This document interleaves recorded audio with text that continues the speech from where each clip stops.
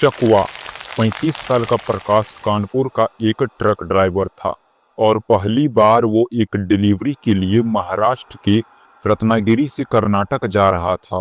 प्रकाश अकेला था और रास्ता काफी लंबा था, पर नदी और पहाड़ों से घिरी कोंकण की कोस्टल रोड बहुत ही सुंदर लग रही थी। पर जैसे ही शाम ढलने लगी और अंधेरा हुआ, वो रास्ता इतना सुनसान और शांत हो गया कि प्रकाश को अजीब सी बेचैनी होने लगी।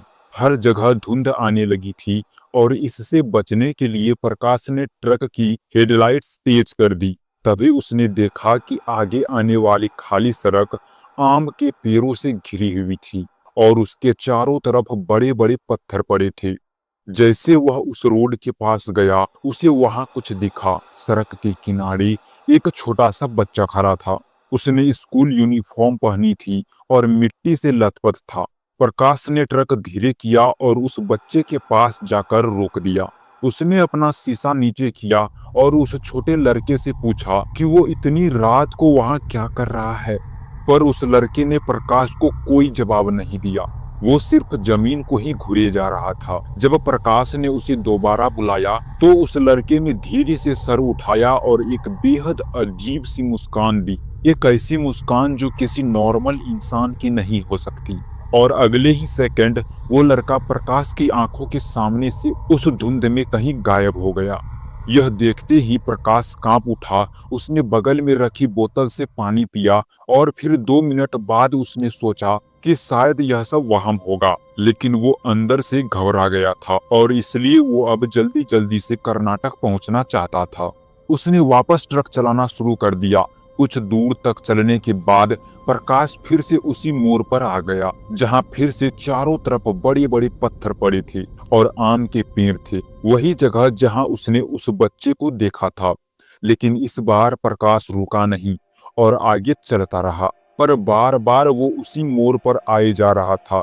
उसे समझ नहीं आ रहा था कि यह सब कैसे हो सकता है। प्रकाश ने 2 मिनट के लिए गाड़ी रोकी और रास्ता देखने के लिए अपना फोन खोला। वो घंटों तक गाड़ी चला चुका था, लेकिन मैप कर्नाटक पहुंचने के लिए उतना ही टाइम दिखा रहा था जितना पहले। उसने जैसे ही अपने एक साथी ट्रक ड्राइवर को कॉल किया, उसका फोन ही बंद पड़ गया। उसने फोन चार्जिंग पर लगाया, पर फोन अब चार्ज भी नहीं हो रहा था। तभी उसे फिर से वही बच्चा दिखा। वही मिट्टी से भरा यूनिफॉर्म, वही नंगे पैर, वही डरावनी मुस्कान लिए। सड़क के उसी कोने पर खड़ा हुआ। वो प्रकाश को देखकर मुस्कुरा रहा था। उसे देखते ही प्रकाश की रूह कांप गई। प्रकाश ने अपना ट्रक फुल स्पीड पर भगाया और अचानक जो बच्चा कई किलोमीटर पीछे था, उसकी गाड़ी के सामने आ गया। प्रकाश अब बहुत ज्यादा डर गया था। वो उस बच्चे को ट्रक के सामने देखकर भी रुका नहीं और वो ट्रक उस बच्चे के आर पार निकाल गया। प्रकाश ने रियर व्यू मिरर से पीछे देखा तो सड़क एकदम खाली थी। प्रकाश को समझ आ गया था कि उसके साथ कुछ बहुत ही ज्यादा भयानक हो रहा है और उसे उस जगह से निकलना होगा। प्रकाश बिना रुके ट्रक फुल स्पीड पर चलाने लगा। इस बार उसने पिछली बार से अलग टर्न लिया और कई घंटों तक गाड़ी चलाई, लेकिन वो फिर से उसी आम के पेड़ से घिरे रास्ते पर वापस आ चुका था। प्रकाश को कुछ समझ नहीं आ रहा था कि वो इस चक्रव्यूह से कैसे बाहर निकले। और तो और पूरा रास्ता सुनसान था। ना प्रकाश को कोई दूसरी कार दिखी, ना ट्रक और ना ही कोई चाय या टपरी या दुकान दिखी। बल्कि उसे घंटों चलाने के बाद भी उस रोड पर कोई इंसान नहीं दिखा। वो बार बार उसी जगह पर पहुंच रहा था, पर इस बार उसे उस जगह से कुछ ही मीटर दूर एक बड़ा सा आदमी चलते हुए मिला।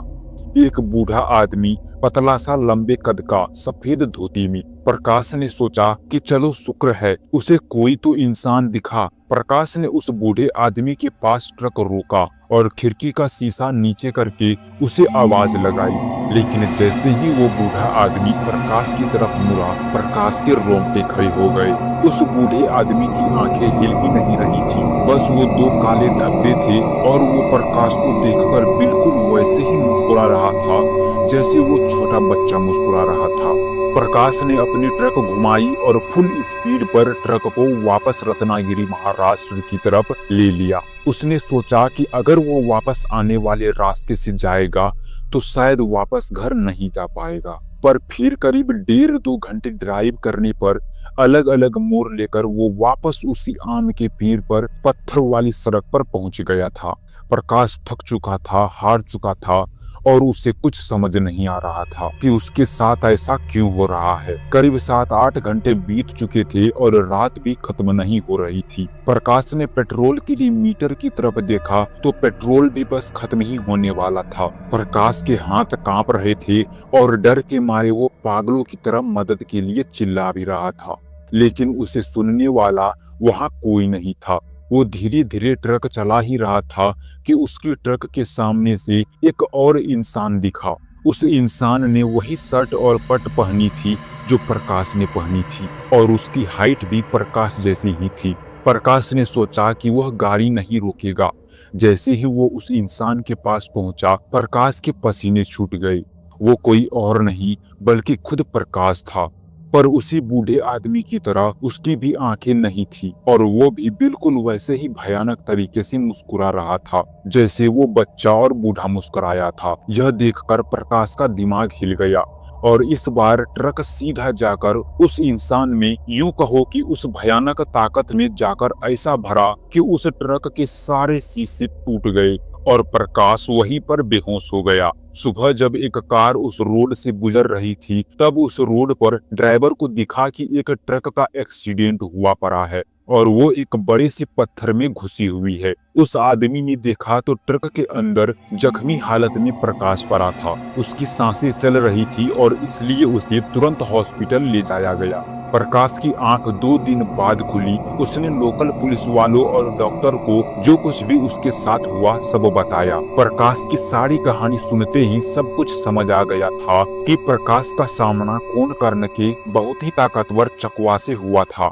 उन्होंने उसे बताया कि चकवा, जिसे छलावा भी कहते हैं, एक भयानक ताकत है जो तुम्हें अपने झूठ में फंसा लेती है। चकवा किसी रूप में नहीं दिखता। वो कभी बच्चा, कभी बूढ़ा, कभी आदमी, कभी परछाई जैसा दिखता, कभी कोई जानवर या कभी बिल्कुल तुम्हारी अपनी शक्ल के दिखता। उसका एक ही काम होता है, रात के मुसाफिर का दिमाग घुमा देना, उसका रास्ता उससे छीन लेना और उसे अपने जाल में फंसा देना। गांव वाले कहते हैं कि जिसे चकवा मिल जाए वो भले ही बच भी जाए लेकिन ज्यादा समय तक जिंदा नहीं रहता। उसका मन अंदर से टूट जाता है, उसका समय रुक जाता है और सांसें धीरे धीरे कम हो जाती है। उस दिन के बाद से प्रकाश ने गाड़ी चलाना छोड़ दिया।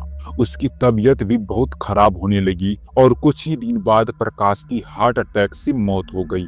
तो दोस्तों, अगर अगली बार आप कुंभकर्ण के किसी वीरान रास्ते से जा रहे हो तो जरा संभल कर जाना, कहीं आपका भी सामना किसी चकवा से ना हो जाए। और अगर आपको यह वीडियो अच्छी लगी तो हमारा चैनल हॉरर जर्नी को सब्सक्राइब करना बिल्कुल मत भूलना। धन्यवाद दोस्तों।